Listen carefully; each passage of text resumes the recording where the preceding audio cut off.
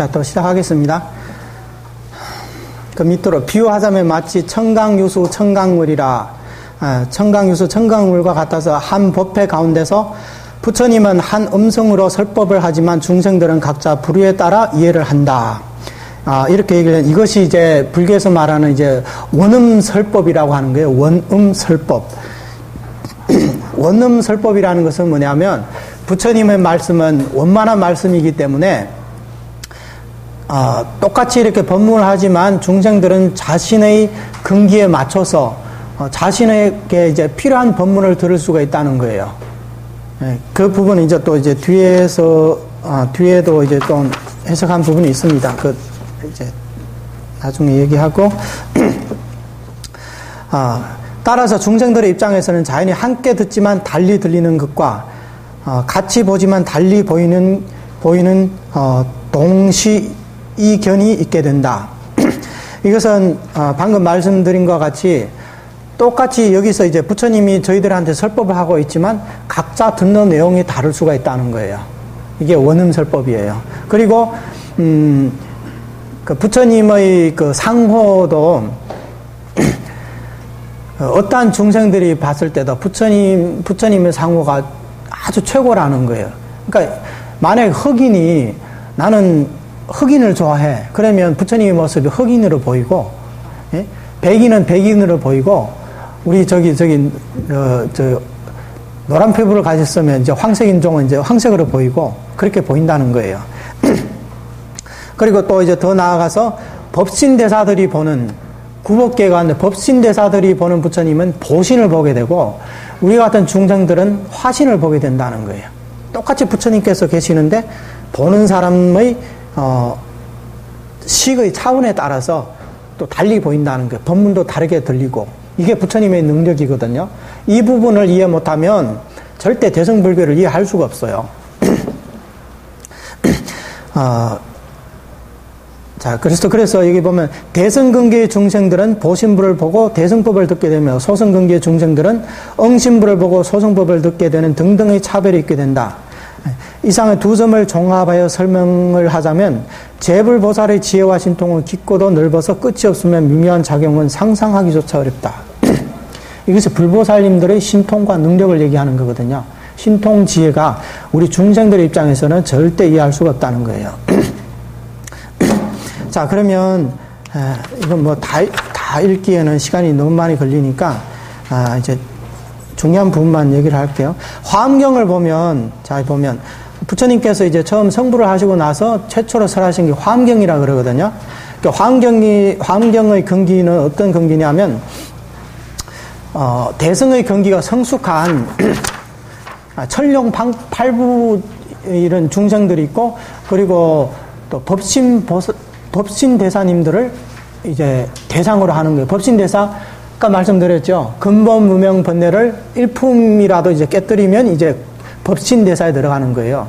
법신 대사라고 하면 우리가 지금 보고 있는 지장보살님이라든지 관세음보살님, 대세지보살님, 문수보살님, 보현보살님 전부 다 이제 법신 대사에 들어가는 거예요. 이런 분들은 법신을 증득하신 이런 보살님들. 근데 성문이나 영각들은 법신을 증득을 못했어요.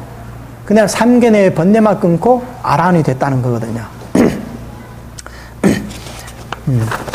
자, 그래서 이제 대승근기의 중생들은 이제 특히 화엄경에서 대법을 설하는 것으로서 오직 대근기가 성숙한 중생들만이 부처님의 보신을 챙겨날 수가 있다는 거예요. 그리고 원만하고 이게 단박인 이런 가르침을 들을 수 있을 뿐, 소승근기의 중생들은 도대체 부처님이 무슨 얘기를 하는지 알아들을 수가 없는 거예요. 그래서 귀머거리와도 같고 벙어리와도 같아서, 다만 부처님의 응신이 보리수 나무 아래에 앉아서 사색에 잠긴 모습만 볼 수 있을 뿐이니 이것이 곧 은현자재이다 그랬어요. 그러니까 소승근기 중생들은 부처님이 성불을 하시고 나서 보리수 나무 아래에서 그냥 가만히 앉아있는 모습만 보게 됐다는 거예요. 그런데 대승에서는 그게 아니라 부처님이 이미 화엄경을 설하고 계신다는 거예요. 근데 이건 소승근기들은 볼 수가 없는 거예요. 자신들의 경지가 아니기 때문에. 또한 한 몸이 여러 몸이 되고 여러 몸이 한 몸이 된다. 이것을 이제 일다자재라고 하는 거예요. 그러니까 부처님은 무량한 화신으로 이렇게 놔둘 수가 있고 모든 화신들을 거둬서 하나의 몸으로도 놔둘 수가 있다는 거예요. 그리고 또 유마경 들어보셨죠? 유마경을 보면 유마경의 이제 방이 엄청 작다 그러고 장실이라고 1장밖에 안 된다 그러거든요. 이게 1장이라고 하면 3.33m인가 아마 그 정도 될 거예요. 그런데 그 장실에 수미등왕 부처님 나라의 32,000개의 대사자자를 수행하고도 넉넉하게 여유가 있다고 했어요. 그러니까 이 사자자의 높이가 몇만 유순이나 된다. 그러니까 엄청나게 지구보다도 더 큰 이 사자자 하나가 지구보다도 더 커요. 양이. 그런데 그렇게 큰 사자자가 32,000개나 그 작은 유마 거사님의 그 방에 들어갈 수가 있다는 거예요. 그러면서도 여유가 아직까지 있다는 거거든요. 이것이 바로 광협자재라고 한 거예요. 넓고 좁은 것이 자재하다. 좁은 것에 넓은 것이 들어갈 수가 있다는 거거든요.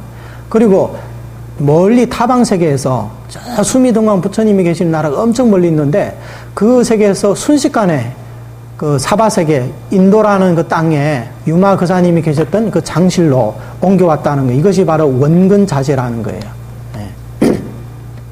그리고 법화경에서 부처님은 광장설상을 내밀어 위로는 범천의 세계를 뒤엎고 다시 혀를 거두는 시간만 하여도 100,000세가 지냈다고 하는데 인간 세상의 몇천 년의 역사는 부처님께서 법회 중에 혀를 내밀었다 거두는 하나의 대목에도 미치지 못한다. 광장설이라는 것은 부처님께서 인도 그때 당시에 외도들과 이제 논쟁을 하잖아요. 논쟁을 하게 되면 그 외도들이 당신 말을 믿을 수가 없어. 그러면 부처님이 어떻게 하냐면 그러면 당신들의 베다 경전에도 이런 얘기가 있거든요. 3생 동안에 거짓말을 하지 않은 사람은 혀를 내밀으면 코끝을 닿을 수가 있다 그래요. 나중에 가서 한번 시험해 보세요. 닿을 수 있는지. 거짓말을 많이 하면 혀가 짧다고 그랬거든요. 그런 얘기가 있냐 하니까 그것은 우리 베다 경전에도 나와 있는 얘기다 그러는 거예요. 그러면 부처님께서 혀를 내미시니까 얼굴 전체를 덮어버리는 거예요. 그러니까 외도들이 할 말이 없는 거예요. 왜냐하면 자기들의 그 논서에 나와 있는 그 내용을 가지고, 경전의 내용을 가지고 자기들을 반박을 해버리니까 이 혀를, 얼굴 전체를 덮는데 이 사람은 절대 거짓말하는 사람이 아니다. 그러니까 뭐 논쟁에서 이길 수가 없는 거예요. 그런데 여기서는 부처님의 이 혀를 내밀어 가지고 위로는 범천이라고 하게 되면 이제 색계의 천, 이제 초선천을 말하는 거거든요. 범천을 가지고 이게 덮었다고 하는, 그러니까 혀가 얼마나 크게 나오겠어요. 근데 이것은 이제 보신의 경지에서는 그게 가능하거든요. 보신은 우리 중생들이 볼 수가 없으니까. 보신을 어떻게 나오냐면, 아미타경에 보면, 참불계에 보면, 부처님의 눈이 얼마나 크냐, 4대해를 한데 모원한 것만 같다 그랬어요. 그러니까 저 태평양을 4개를 한데 합쳐 넣으면 그 부처님의 눈 하나와 같다 그랬거든요. 그게 보신의 크기가 그만하다는 거예요. 근데 이런 부분들은 중생들의 입장에 생각했을 때, 뭐 그런 게 어디 있겠어. 이거 말도 안 돼. 그걸 어떻게 믿어. 그럴지 모르지만, 그래서 우리 중생들의 입장에서 그렇게 생각하니까 그렇게 못 믿는 거예요. 근데 이런 부분들은 부처님의 금구 성언으로서 하신 말씀이기 때문에 우리 중생들이 그 경지에 도달하지 못했다 하더라도 부처님의 말씀은 성을양이기 때문에 그대로 믿는 게 좋아요. 부처님 말씀 못 믿으면 누구 말을 믿겠어, 이 세상에. 예? 남편 말 믿을 수 있어요? 그래서 여기서 보면 법화경에서는 부처님이 이렇게 혀를 내밀었다가 다시 걷어들이는 시간만 하더라도 100,000세가 지냈다 그랬어요. 그러면 우리가 보면 부처님께서 이 세상에 태어나신 지 지금 불기 2556년인가요? 그렇죠? 근데 여기는 100,000세가 더 지냈다 그랬거든요. 그러니까 원래는 100,000세 동안에 해야 될 것을 부처님의 신통력으로 법화경을 8년으로 이렇게 단축을 시킨 거예요. 왜냐하면 너무 길어버리면 중생들은 그걸 들을 수가 없으니까. 중생들의 생명이 그렇게 짧은데 어떻게 그거 다 들을 수 있냐. 그러니까 듣게 하기 위해서 부처님의 신통력으로 그것을 이제 짧게 했다. 네, 그런 내용입니다. 그리고 이제 15품에서 영출보살품이 있는데, 부처님을 찬탄하는 게, 이 보살님이 나타나셔가지고 부처님을 찬탄을 해요. 근데 찬탄을 하는 시간만 해서 50소급이 걸렸다는 거예요. 50소급. 1소급이면 인간 수명이 84,000세에서 100년마다 한 살이 줄어들어요. 그랬고 나서 이제 10살이 되는 거예요. 10살이 되면 또다시 100년마다 한 살이 이제 늘어나서 84,000세가 돼야 되는 거예요. 이게 이제 소급이라 그러거든요. 근데 이게 50소급 동안에 부처님만 찬탄했다 그러거든요. 우리 부처님은 찬탄하려면, 글쎄, 이게 10분 동안 부처님 찬탄하실 분이 계실지 모르겠네. 우리는 부처님은 찬탄하면 뭐라고 하겠어요? 천상천하무여불, 시방세계 영무비, 뭐 그 개송 있잖아요. 뭐 찬탄을 해봤자 뭐 그 정도밖에 안 될 거예요. 그런데 이 보살님 50소급 동안 부처님을 찬탄하셨다고 그래요. 그런데 부처님의 신통력으로 대중들로 하여금 반나절의 시간처럼 느껴지게 하였다 그랬거든요. 50소급 동안 누가 그걸 듣고 있겠어요? 중생들이 들을 수가 없거든요. 그런데 여기서 봐요. 이미 번뇌를 끄는 자들은 50소급인 줄 알지만 번뇌를 끊지 못한 이들은 오랜 세월을 견딜 수가 없기 때문에 부처님의 신통력으로 반나절밖에 지나지 않은 것처럼 느껴지도록 하여 피곤하고 실증이 나지 않도록 하셨다. 그렇게 했거든요. 그러니까 아란 이상이 되신 분들은 이 찬탄을 하는 대응만 하더라도 50소급인 줄 안다는 거, 이런 분들은. 근데 중생들은 한테는 그렇게 할 수가 없으니까 이렇게 하신 거거든. 이것을 바로 장급입 단급자제라는 거예요. 긴 시간이 짧은 시간에 들어갈 수 있게끔 하는 거. 그러니까 긴 시간과 짧은 시간이 원융하다는 거예요. 네. 흔히 우리가 말하는 그 계자지 속에 수미산이 들어갈 수 있다, 그런 얘기가 있거든요. 계자씨가 엄청 작잖아요. 근데 그 속에 수미산이 들어가 있대요. 계자씨 속에 수미산이 들어갈 수 있다고 그래요. 그럼 그 수미산이 어떻게 들어갈까요?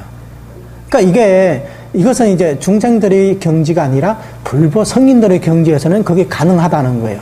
그 부분은 이제 뒤에서 또 이제 설명을 하기로 하고. 그래서 이제 부처님의 신통력으로서 범성동구토에서 법화경을 시작부터 끝까지 모두 8년간을 설하심을 보게 하였으며, 부처님이 찬탄한 뒤에 13품의 경문 역시 이미 원만하게 후세에 유통되게 하신 것이다. 이것이 미래의 일을 거두어 현재에 들어가게 하는 3세 상습자제라는 거예요. 그러니까 50소급 동안에 부처님을 찬탄을 하고 계신다면 지금 찬탄하고 계시는 거예요. 영산회상에 가면 지금도 찬탄을 하고 계시는 거예요. 그런데 우리는 지금 벌써 법화경을 전체를 경전을 우리가 읽을 수가 있잖아요. 그게 왜 그럴까요? 그게 바로 이제 부처님이 그런 신통력으로서 3세 상습자제라는 이런 신통력을 이용해서 우리 중생들이 법화경을 읽을 수 있도록 그렇게 해주셨다는 거거든요. 그 뒤에 보면 이제 뭐 단급섭, 장급자제가 있고 뭐 그런 내용들이 있는데, 생략하고, 자, 그러면 이처럼 사쪽을 봐요. 이처럼 상상하기도 어려운 자제한 경계들은 반드시 수행과 증득을 통하여 명심견성하고 성품의 공덕을 개발해야만 분명히 이해할 수 있다는 거예요. 이것이 바로 우리가 근본 무명을 깨뜨려야만이 그때 이러한 사사무의 법계를 우리가 체험을 할 수가 있다는 거거든요. 우리들의 심성은, 그러니까 우리의 이 마음은 시방 3세에 들어가고 온갖 공덕을 갖추고 있으며 온갖 자전 공덕과 능력은 본래 성품 속에 본래 갖춰져 있는 것으로서 바깥에서 구할 필요가 없다. 이 얘기는 또 무슨 얘기는, 우리의 이 참 마음 속에는, 우리의 이 불성 속에는 모든 공덕이 그 속에 다 포함되어 있다는 거예요. 시방 3세에 있는 모든 부처님의 공덕이 우리의 마음속에 전부 다 갖춰져 있어요. 그런데 여기서 오해하기 쉬운 것은 마음이라고 하면 그 마음이 어떤 것이냐, 이 부분이 상당히 중요한 부분이거든요. 우리는 흔히 마음이라고 하면 우리의 지금 망상하는 이 마음, 우리가 생각하는 이 마음을 우리 자신의 마음이라고 생각하는데 이것은 아니에요. 이것은 식에 불과한 건데 이것은 자기의 진심이 아니거든요. 그 부분도 이제 뒤에 천태학 교리를 공부하면서 이렇게 얘기를 하는 거예요. 그런데 만약 자신만 옳다는 범부들의 상식과 일등한 견해를 가지고 불보살님들의 상식을 초월하는 경지를 한계짓고 추측을 하려고 한다면 반드시 불법의 대문 밖에서 배회를 할 뿐 영원히 대문 안으로 들어설 수가 없을 것이다. 여기서도 바로 이런 내용이, 우리 중생들의 상식과 우리들의 이런 견해를 가지고 불보살님들의 경지를 헤아린다는 것은 얼토당토 않는 얘기다. 그래서는 절대 이해할 수가 없다.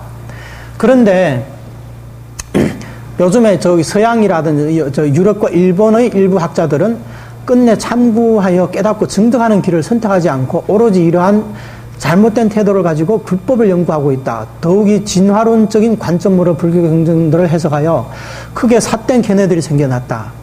그들은 대성경전은 뭐예요? 전부 부처님의 공덕과 우리 중생들 성품의 공덕을 밝힌 내용들이거든요. 마음에 대한, 심성에 대한 해석들이에요. 그런데 이런 경전들이 소승 경전으로부터 진화해 왔다고 얘기하고 있다. 따라서 대성경전은 부처님의 친설이 아니고 원시불교는 단지 암경뿐이라고 말하고 있으니 얼마나 황당무계한 주장인가. 지난번에 어떤 스님이 그러더라고요.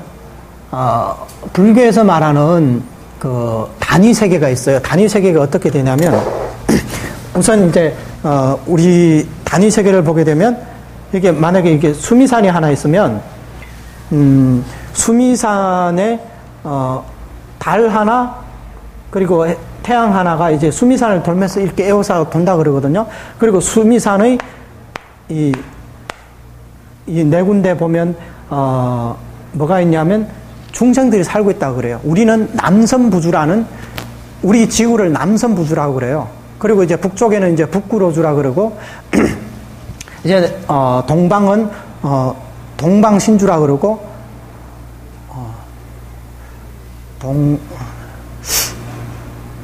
동성신주라 그러고 서방은 서우화주라고 이렇게 경전에 이렇게 얘기를 하고 있어요. 그러니까 수미산의 각각 여기에 다 이제 중생들이 살고 있다는 거예요.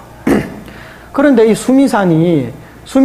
우리는 수미산 밑에 살고 있고, 이 밑으로는 또 지옥이 있고, 여기는 이제 사천왕천이 있고, 여기 위에는 이제 도리천이 있다고 그러거든요. 불교에서는.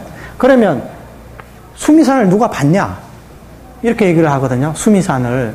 부처님이 이렇게 얘기했는데도 불구하고 스님들도 그래요. 수미산을 누가 봤냐? 그것은 그 인도 당시에 그 우주관을 그대로 받아들여서 수행해서 부처님이 그냥 해석한 것일 뿐이다. 방편일 뿐이다. 그러니까 수미산은 존재하지 않는다. 요즘 같은 과학이 발전한 시대에 망국과 간만 봐도 수미산을 본 사람이 없거든요. 그러니까 이것은 지어낸 얘기지 절대 있는 얘기가 아니다. 진실로 있는 것은 아니다. 이렇게 얘기를 하거든요. 그런데 이거 왜 이런 이게